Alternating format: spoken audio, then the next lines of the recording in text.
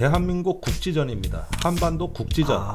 2023년에 벽두부터 일제히 외교안보 전문가들이 언론에 나와서 하는 얘기가 올해 한반도의 그 국지적인 남북한 간의 충돌이 빚어질 위험성이 높다는 걸 강조하고 나섰어요. 그런데 이런 어떤 적대 의지가 쌓이다 보면은 사건은 뜻밖의 장소와 시간에 일어난다. 그런데 윤석열 대통령이 이런 거 아나? 여러분의 막힌 속을 뻥 뚫어드리는 김종대의 뻥 뚫리는 TV 김종대입니다. 박시동 PD 나오셨습니다. 안녕하세요. 한 주간 잘 지내셨습니까? 자, 우리 김종대 TV 지금 현재 구독자 얼마입니까? 저희 촬영일 기준 지금 10만 5천 명입니다. 아이고, 연휴 때부터 시작해가지고 꾸준히 늘고 있어요. 너무 감사합니다. 감사합니다. 지난주 방송도 벌써 15만 조회수가 넘었습니다. 이거 뭐 제가 자꾸 수치에 연연하는 것 같아 조금 죄송한데 구독, 좋아요, 댓글, 그 다음에 꾸준한 조회 정말 감사드리고 큰 힘이 됩니다. 입니다만은 이것이 이제 대한 언론으로서 우리 유튜브 김종대 TV의 어떤 품질을 또 발전시키는데 큰 밑거름이다. 그런 점에서 앞으로도 계속 좀 부탁드리고요. 자, 오늘 그 조금 말씀드릴 내용이 이게 조금 심각합니다. 벌써 가슴이 뜁니다. 의원님이 심각하다고 하면 또 얼마나 심각한 얘기일까요? 원래 군사 전문가는 심각한 것만 갖고 나와요. 사실 이 안보 전문가의 세계관은 비관적 세계관이에요. 그러니까 항상 최악의 위기 상황을 생각해야 되니까. 맞습니다. 국가는 실패할 수 있다. 그래서 이것을 어떻게 하면은 피해갈 수 있을까? 이렇게 하는 게 부정적 사고죠. 어떨 땐 굉장히 유용합니다. 여러분들이 예를 들어서 시험을 준비하는데 떨어졌다고 가정해 보는 거예요. 내가 다음 주 시험인데 나 이번에 불합격이야. 근데 왜 불합격이지? 이러면 짚히는 게 있어. 그걸 지금 개선하는 거야. 내일 모레 입찰인데 나 실패했어. 나 밀렸어. 근데 내가 왜 입찰해서 떨어졌을까? 열심히 했는데 이렇게 가정을 하면 짚히는 게 있어. 지금 그거를 보완해야 되겠다. 약간 준비가 부족해. 이것 때문에 후회할 것 같아. 그걸 지금 하는 거죠. 이게 바로 부정적 사고의 유용성이라고 하는 거거든요. 사람들은 긍정적 사고를 가져라. 뭐 긍정의 에너지를 가져라 그러지만은 사실은 그건 희망이 그렇다는 것이지 우리가 현실의 어려움을 돌파하기에는 이 부정적 사고가 도움이 많이 되는 거예요. 그게 이제 그 안보 전문가의 덕목이라고 할 수가 있는 것이죠. 그래서 9.11 테러가 일어날 때 몇몇 그 전략가들이 곧 테러가 일어난다고 봤어요. 그런데 아주 인기 없는 주장이었죠. 이제 뭐 국방장관, 국무장관, 백악관 안보실장이 다 외면하는데 꾸준히 그 NSC의 전문가들은 알카에다가 테러를 곧 일으킬 가능성이 높다. 이거 보고했다는 죄로 다 좌천당했다고. 근데 실제 역사는 그 사람들이 옳았다는 것이죠.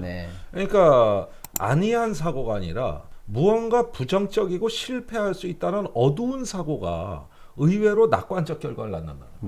이게 바로 역설이고 패러독스입니다. 사실은 현실 분석은 비관주의자가 잘합니다. 그러나 문제를 해결할 순간에는 또 낙관주의자가 잘해요. 그러니까 비관주의자가 분석하고 낙관주의자가 해결한다. 이게 가장 조직 내에서 아주 이상적인 조합이네요. 역할 배분이라고 할 수가 있는 것이죠. 자, 오늘 그런데 이 부정적 사고에 입각해서 얼마나 비관적인 말씀이 대한민국 국지전입니다. 한반도 국지전. 2023년에 벽두부터 일제히 외교안보 전문가들이 언론에 나와서 하는 얘기가 올해 한반도의 그 국지적인 남북한 간의 충돌이 빚어질 위험성이 높다는 걸 강조하고 나섰어요. 정세영 전 통일부 장관도 그랬고, 정세현 장관님, 김준영 전 국립원장 외교원장도 그랬고, 또 김동엽 경남대 그 지금 교수죠. 이분도 똑같은 얘기를 하고 있고, 그 외에도 저도 얘기를 했고 올해 우발적인 충돌 사태가 벌어질 가능성이 높다. 이 코리안 리스크를 형성한다. 이런 이야기들을 계속 전문가들이 경고하고 있습니다. 작년에 북한이 엄청난 양의 미사일을 발사한 데 이어가지고 연말에 이제 그 노동당 전원회의 이틀째 보고에서 김정은 위원장이 한국을 적으로 규정한 대적 투쟁 방향을 명시하는 국방력 강화의 새로운 핵심 목표를 제시했다. 이렇게 북한 노동신문이 작년 12월 28일 날 보도했어요. 그런데 이 날이 어떤 날이야? 그 이틀 전에 무슨 일이 일어났어요? 무인기가 넘어온 거예요. 26일 날. 26일이요? 그리고 이틀 후에 북한이 올해 우리 대한민국을 향해 가지고 대적 투쟁을 전개한다.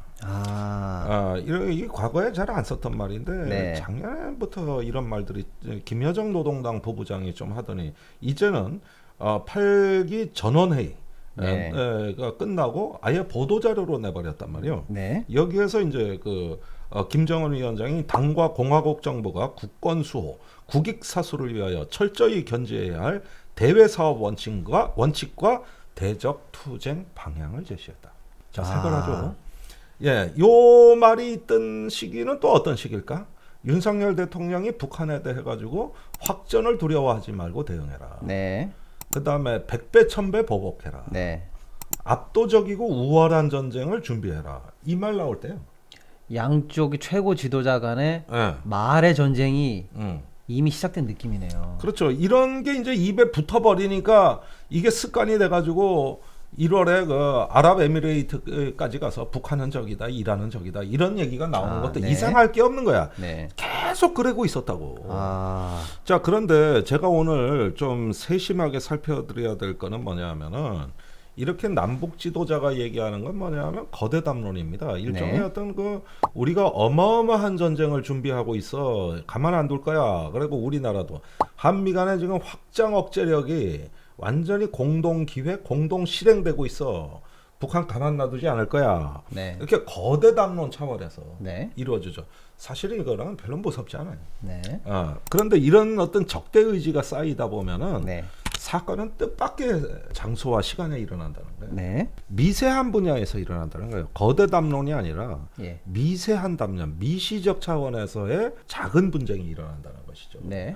이게 정말 위험한 거예요. 지금 북한의 핵보다도 코리안 리스크의 실체는 뭐냐면 올해 뭐 핵전쟁이 일어나고 전면전쟁이 일어난다 보다도 통제할 수 없는 작은 분쟁이 네. 일어나게 돼 있다. 아. 이런 부분들에 대해서는 예상을 하거나 준비를 할 수 없기 때문에 네. 그것이 미치는 어떤 정치, 군사적, 사회 심리적 파급력이 어마어마하게 확산되는 네. 이런 국지전의 위협이 지금 경고되고 있는 거거든요. 네. 근데 이상하게 전문가들 말들이 다 비슷비슷해요. 어떤 그래서 예상들입니까? 이걸 한번 좀 종합을 하고 나름대로 한번 진단을 해봐야 되겠어요. 네. 최근에 국가안보전략연구소에서 네. 북한의 연이은 미사일 발사 도발과 또 대적 투쟁 이런 것들을 봤을 때 김정은 국무위원장이 한반도의 국지전의 상시화 가능성을 암시했다. 상시화 가능성을 얘기했는데 그건 뭐냐면은 작년에 우리가 한미 연합 훈련을 할 때 북한이 대놓고 미사일을 쏴댔단 말이에요. 네. 이제는 그냥 우리가 뭘 보여주면 그대로 치고 들어오기 때문에 어디선가 충돌이 벌어지는 이런 양상이 상시화될 가능성이 있다는 건데 앞으로 3, 4월에 지금 대규모 한미 연합 훈련이 예정돼 있거든요. 3, 4월에요. 이번에 F-35, F-22 같은 전략자산, 로널드 레이건 항공모함 이런 것들이 왕창 오고 또 제가 보기에 유심히 봐야 될 게 쌍용 훈련이라고 하는 한미 연합 해병대 상륙 작전. 네. 이게 북한을 굉장히 자극하는 거거든요. 네. 예, 이런 게 실행된다는 거죠. 대규모로. 그다음에 가장 최장기간 연합 훈련을 한다는 거예요. 네.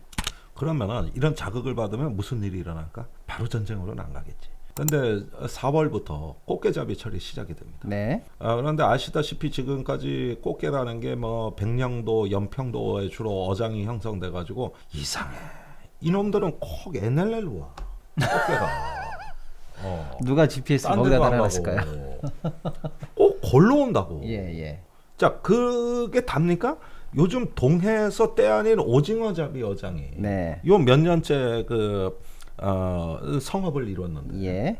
꼭 동해 NLL의 오징어 어장이 형성된다는 거. 이것도 환장할 노릇이요. 네. 아니 좀 딴 데 나타나면 안 돼?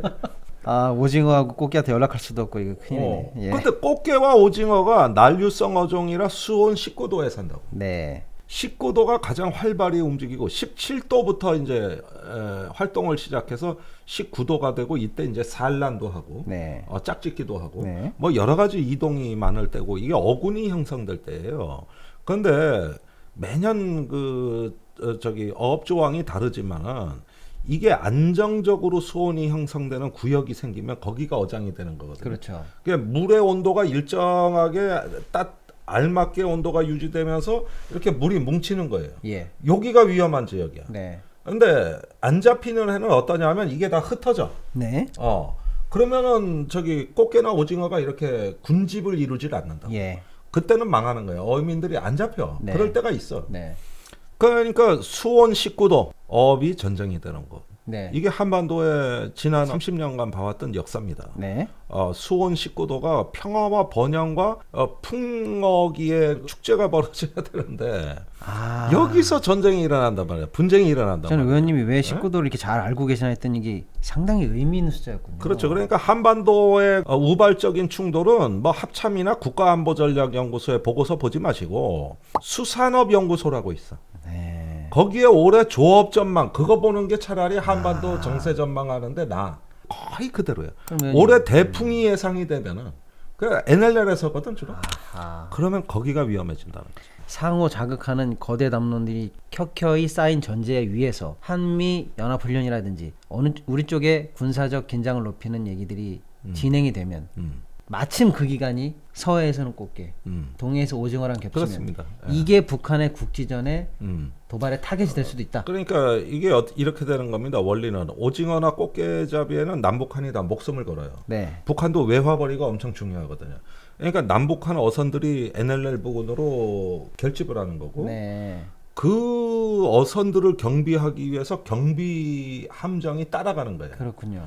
그러면은 서해 NLL 같은 경우는 남북한 어선이 뒤엉켜버리는 거죠. 네.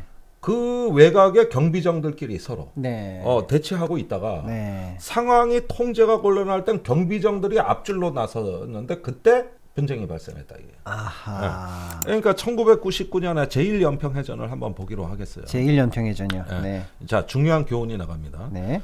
당시 6월에 꽃게잡이가 물방 꽃게반이라고 그랬어요. 네. 그게 연평도에 어장이 형성됐는데 이때 말입니다. 그 NLL 부근에서 남북이 이제 함정이 대치하는데 우리는 고속정, 북한은 경비정이에요.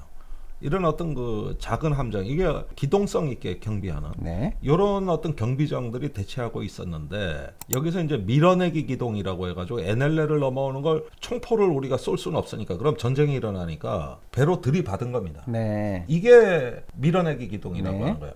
그런데 이게 총과 포를 쏘는 전쟁으로 이어지진 않아요. 네. 자, 그런데 이게 왜 대규모 전투로 이어졌냐? 항상 전쟁에서 이 국지전 사태에서 보면은 평소에 서로 마주하고 서로 익숙한 군사자산끼리 대치하고 있을 땐 그럭저럭 통제가 된다고. 근데 못 보던 게 들어올 때부터가 심각해지는 거예요. 네. 그때 우리가 투입했던 게 자꾸 이제 우리 함정이 밀리니까 네. 이 북한 경비정이 덩치가 더 크거든. 네. 속도는 우리가 빠르지만. 예.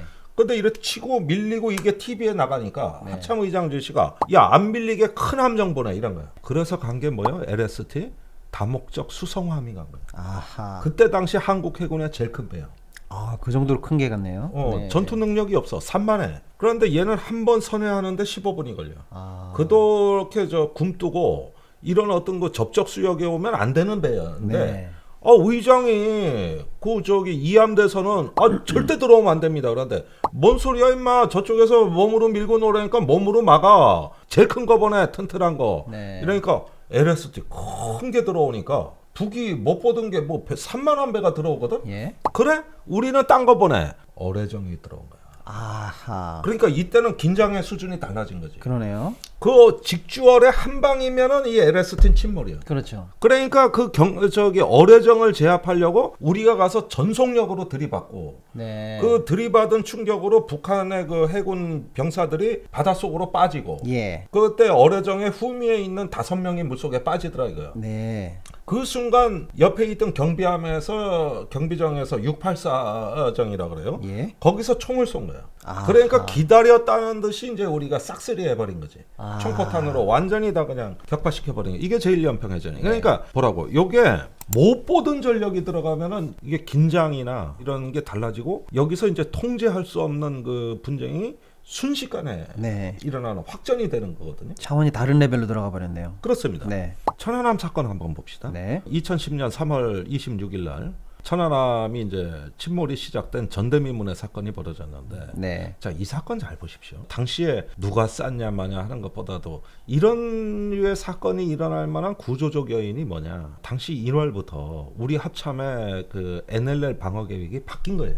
대형 함정을 NLL 쪽으로 전진 배치하자. 그 다음에 유사시에는 지해공 합동 전력으로 지원한다. 네. 아니 그런데 NLL이라는 거는 이게 바다에 보이지도 않는 선이지만은 작은 고속정에 방어하는 겁니다. NLL 쪽으로 북한 경비함이 내려온다. 그걸 레이더로 보고 우리가 출동해도 우리가 더 빨리 가, NLL까지. 네. 그러니까 이런 식으로 서로 나름대로에 익숙해져 있는 거예요. 그리고 작고 빠르고 은신할 수 있는 고속정의 NLL을 방어해야 되는데 또 합참의장 짓이야. 주로 합참의장은 육군들이 하거든. 네. 절대 해군이 하는 법이 없잖아. 네. 바다에 대해 쥐뿔이나 알아. 그러니까요. 그러니까 또 이런 짓을 하는 거야. 예. 올려보내. 네. 백령도에 그 1000톤이 넘는 초계함이 네. 이 3만한 배가 숨을 데가 어디 있습니까? 네. 망망대해 그냥 떠 있는 거야. 예. 해서 안 되는 짓을 했지. 네. 그 백령도 수역은 말입니다. 북한의 해안포, 잠수정, 경비정 모든 위협의 사정거리에 다 들어가 있는 최접적 수역에다가 큰 배를 앞에다 떡하니 갖다 놓은 거야. 누가 요랬을까? 이상희 국방장관하고 이상의 합참의장, 이 육군 패거리들이 하는 일이야. 그러니까 전투원들 등 뒤를 떠밀어 나가 막어. 나가면 안 되는 거거든.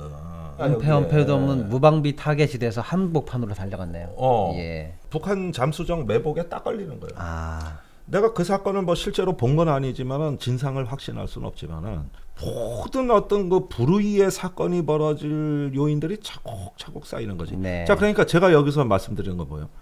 가서 압도적으로 막으라고 해서 보낸 게 다 피로 돌아오는 거야. 네. 그러니까 전쟁이라는 거는 합리적인 대응을 해야 되는 거거든. 네. 그러니까 윤석열의 압도적이고 우월한 전쟁론이 왜 위험한가 알겠지. 네네. 너무 무거운 얘기를 했는데 잠깐 좀 시켜가시죠. 네, 그럽시다. 관절이나 뼈가 시리고 아플 때는 편관보 한번 드셔보시겠습니다. 네.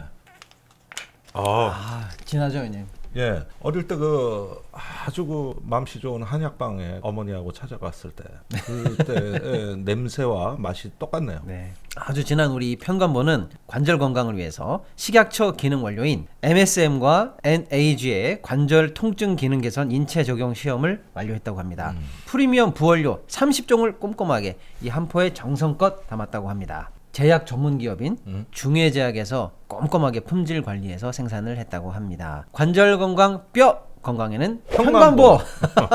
우리 부모님께 선물로도 좋습니다. 편관보에서 특별 이벤트를 준비했는데요. 제품 패키지 구매 시 본품 1개월분을 더 드립니다. 여기에 가격 할인과 면역력과 근력 향상에 도움을 주는 힘포유 플러스 3개월분을 추가 증정하는 이벤트를 진행 중입니다. 이번 2월 이벤트 놓치지 마시고요. 포털에 편관보를 검색해 주시고 여기 나가는 대표 번호로 전화 주십시오. 자, 하루하루가 다른 남성 기능저하 이제 혼자 고민하지 마시고 특허받은 남성 의료기기 코코메디와 함께 하십시오. 남성들의 말 못할 고민, 발기부전, 조루, 전립선 문제 등등 이제는 딱 하루에 10분만 투자해 보십시오. 잃었던 남성의 자존감을 찾아 드립니다. 결국은 가정의 행복과 평화, 세계 평화를 위해서 필요한 제품이 아닌가. 맞습니다. 예.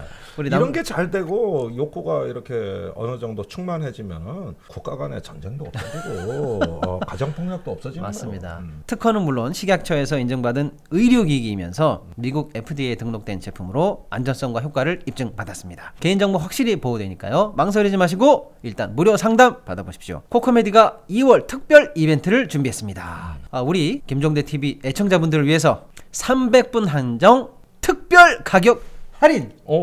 아내가 좋아하는 피부에 좋은 활효화, 아연, 추가 사은품까지 있다고 하니까요. 검색창에 코코메디 이벤트 검색해 주시고 여기 나가는 대표 번호로 전화 부탁드리겠습니다. 의원님 일단 오늘도 기력을 회복하시라고. 아유, 좋습니다. 산삼순백 한잔 하시죠. 예. 네. 그저도 힘들었어요. 좋아. 향이 좋죠. 네. 자, 여러분 우리가 큰돈 써서 천종산삼을 드실 것이냐, 홍삼 값에 산양산삼을 드실 것이냐. 그것이 문제인데 고민하지 마세요, 형님. 천종산삼의 버금가는 지리산 800고지에서 자란 산양산삼 추출액 순 100% 우리 산삼순백을 드셔보시죠. 아니 저도 먹고 있는데 네. 힘들 때 위기를 관리하고 회복되는데 많은 도움이 됐습니다. 산삼이 들어간 산삼떡 3종 세트까지 준비가 돼 있다고 하는데 이거예요. 떡도 한번 드셔보시겠습니다. 쫄깃쫄깃하네. 떡도 맛있네요. 이게 지리산 7년근 산삼값이 희소성 때문에 값이 엄청 뛰었는데 1월 1일부터 단돈 10,000원밖에 안 올렸다고 하네요. 여기 나가는 전화번호와 네이버 통해서 검색해 보시고요. 산삼순백 또 설날에 많이들 주문해 주시기 바랍니다. 아이 좋습니다. 자 그리고 연평도 포격전 한번 볼게요. 예. 이거는 2010년 11월 23일 날 첫 교전은 2시 11분에 일어났어요. 왜 일어났을까? 평소에도 거기 해병대 연평도에 가 있고 사격 훈련 하는데 왜 이게 국지전으로 갔냐고. 이겁니다. 20mm 벌컨포, 네. 105mm 견인포를 바다에 쏠 때는 북한이 반응 안 했어. 네. 근데 K9 자주포, 예. 사정거리 40km. 네. 이걸 일제 사격을 한 거야. 아. 이게 평소에 안 하던 훈련이라. 쏘기는 쏴도 3-4발 쏘고 말았지. 석 달치 쏠 걸 다 모아놨다가 그날 2시 11분부터 어마어마하게 북한에서 포가 날라오기 시작했어요. 네. 내가 아까 얘기했지. 예. 접적 수역에서는 못 보던 모기가 등장하면 그때부터 위험해져. 예. 북한에서 별하별 포탄이 다 날라왔어요. 견인포, 자주포, 장사장포. 그래서 연평도를 초토화시킨 거예요. 북한에서 날라온 그 포격 원점이 그 개머리 진지인데 네. 개머리 진지를 타격해야 되는데 엉뚱하게 무도에 있는 진지에 반격을 했다고. 아. 그러니까 3시 11분에 예. 개머리하고 무도에서 또 날라왔어. 아하. 참 미쳐 애가. 네. 그러니까 도발 원점을 못 잡아낸 거죠. 아. 그래서 우리가 또 응사해. 그날 교전이 2번 벌어졌어요. 네. 자, 연평도 포격 때는 하도 기가 막힌 일이 많아서 내가 나중에 얘기하려고 그랬는데 네. 그때 F-15 전투기 3대가 떠 있었어요. 인근에. 아. 초계 비행을 하고 있었죠. 훈련을 대비한 초계 부양이 있으니까 이게 약간 좀 훈련이 문제가 있으니까 된다면 만일의 사태를 아, 할 때 네네. 원래 떠 있었군요, F-15K 그러면. 예. 3대가 떠 있었는데 초계 활동을 하기 위해 떠 있었기 때문에 그렇죠. 슬래미알 공대진 미사일을 안 달고 뜬 거예요. 아, 근데 빈체를 다음날 넣었네. 내가 YTN을 보니까 조종사가 나와가지고 당시에 명령만 있었으면 제가 그때 당시에 북한 진지를 초토화시킬 수 있었습니다. 다음번에는 명령이 내려지면 나는 즉시 초토하겠다. 그런데 말이 이상하다. 그렇죠. 공대진 미사일을 달고 떴다고? 그건 잘 안 하거든. 네. 공대진 미사일을 달고 뜨면 무겁기 때문에 연료가 금방 바닥나요. 그렇겠죠. 그러니까 초계 활동이 안 된다고. 예. 그래서 내가 공군을 취재했지. 네. 어이 그거 달고 떴다는데 그러니까 무슨 소리야? 안 달고 떴어. 그럼 어제 인터뷰 뭐야? 그러니까 양심적인 공군 장교가 네. 대국민 사기극입니다. 아. 나 참 어이가 없어가지고 그래 안 떴냐? 그러니까 한민구 합참의장이 잔뜩 열받았을 거 아니야.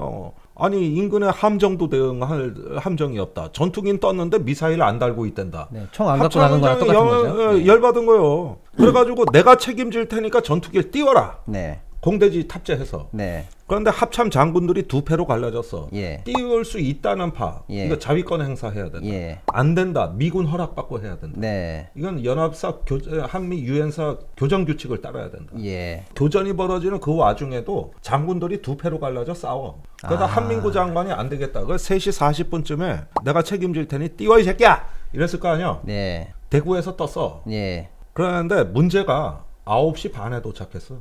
이게 아, 비행기가 떴는데 공대지 미사일이 어떻게 되냐면 공군 작전 사령관 지시가 없으면은 한 발에 20억 원짜리 진공 포장해가지고 항온 항습 냉장 수평 보관하는 포장지를 뜯을 거나는 아무도 없어. 공작사령관의 지시가 내려야 돼. 예. 공작사령관은 연평도 상황을 몰라. 아. 근데 지시를 내려오니까 어찌 됐는지 파악을 해야 돼. 봉숭학당입니까 뭡니까 이게? 그다음에 근데 공군 규정에 의하면은 이 고도 첨단 정밀 무기를 포차에 싣고 전투기로 싣고 갈 거 아니에요? 예. 그러면 시속 4km 이하로 운행하게 돼 있어. 그래야 되겠죠 또.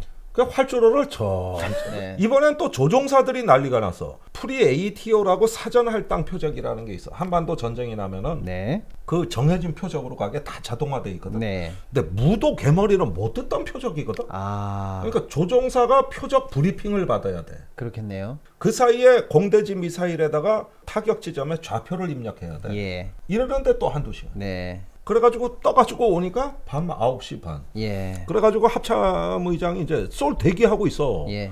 연료도 얼마 안 남았어. 그런데 1번기 돌아가고 2번기 돌아가고 마지막 3번기가 합참의장하고 교신이 됩니다. 제가 돌아가면 타격 기회는 없습니다. 그러니까 벌써 교전 옛날에 끝났어 임마. 돌아와 이 새끼야. 쓸데없는 소리 하지 말고. 이렇게 된 거야 사건이.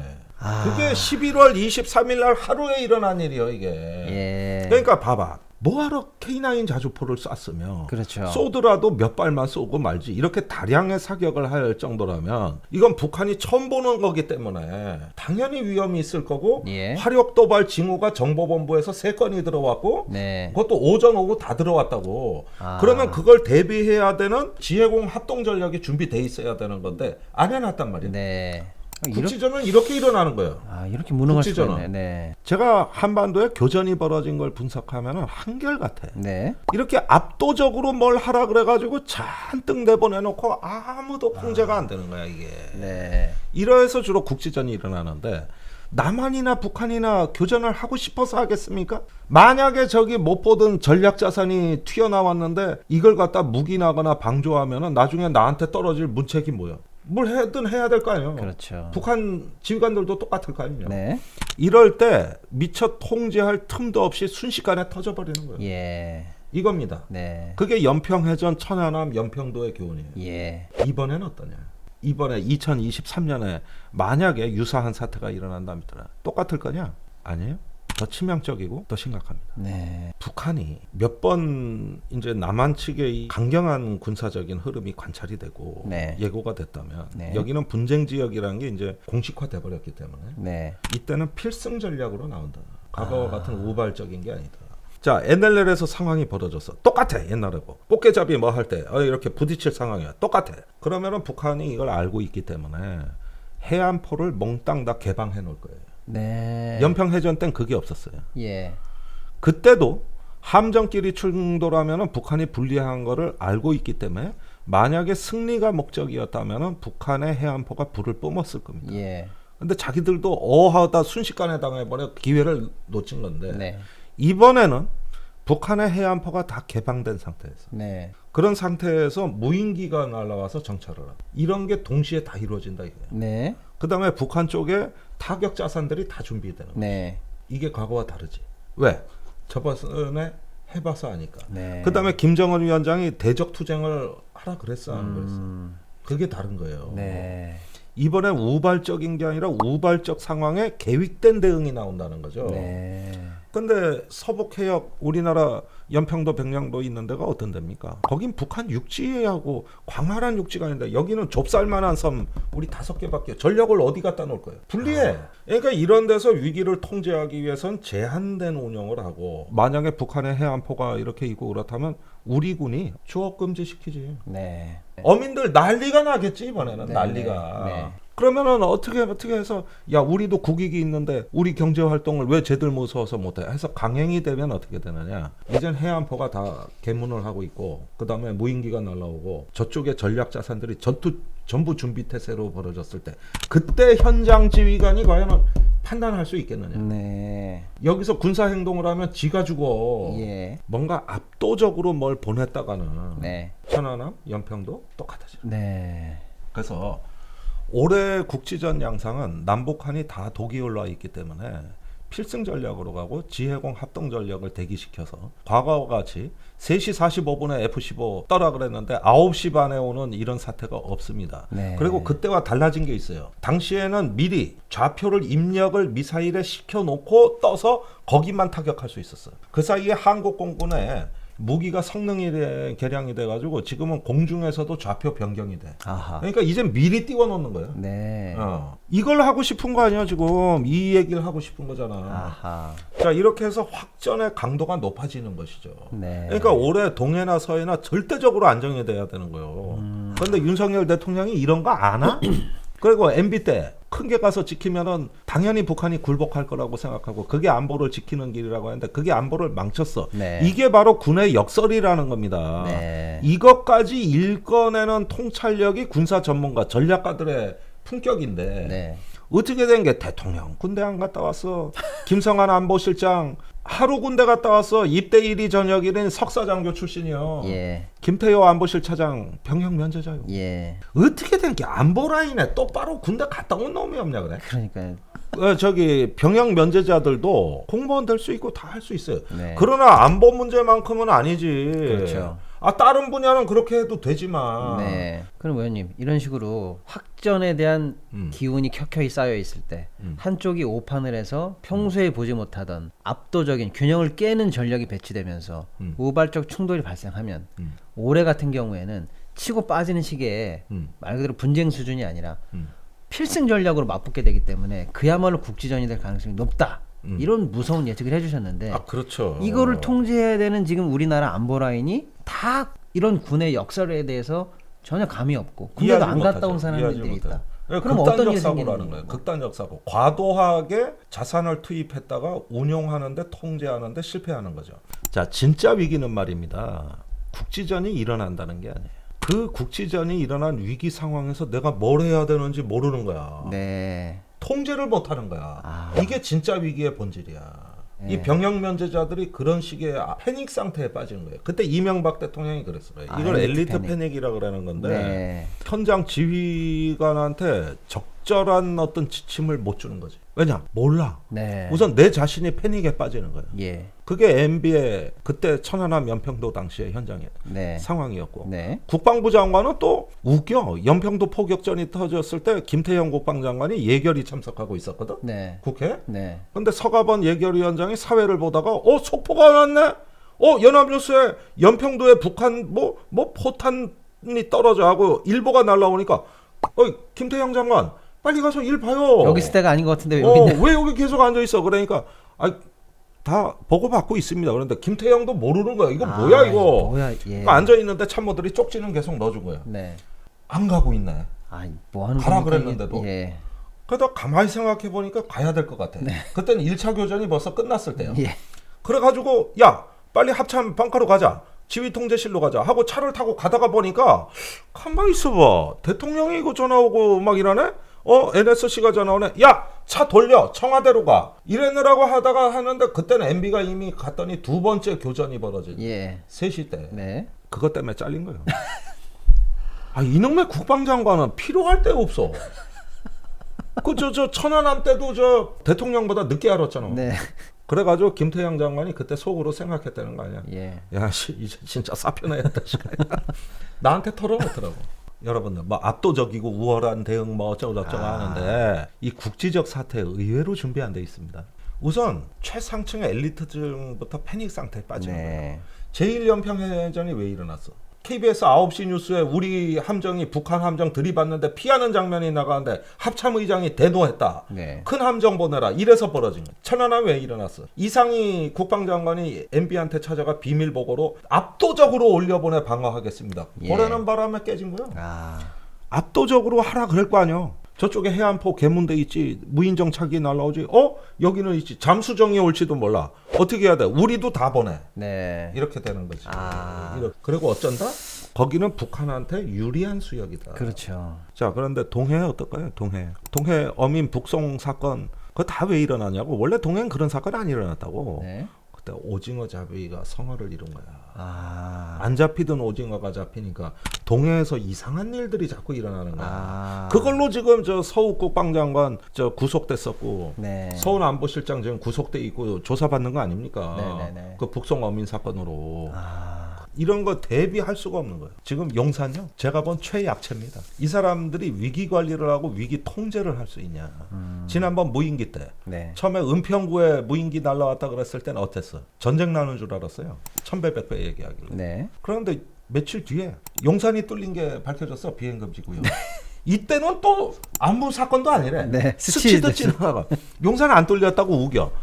아니 그러면 그렇게 별거 아닌 사건이면 그 일주일 전엔 왜 압도적 전쟁 준비 그럼 왜 얘기한 거야? 네. 이제 진짜 뚫린 거 알고 가슴이 서늘해지잖아. 네. 눈에 초점이 흔들리고 내가 뭘 해야 될지 몰라. 네. 그러니까 위기 통제의 역량 그거에만은 합리적 준비가 아니라 압도적 준비를 해놓는 순간 깨지는 거예요.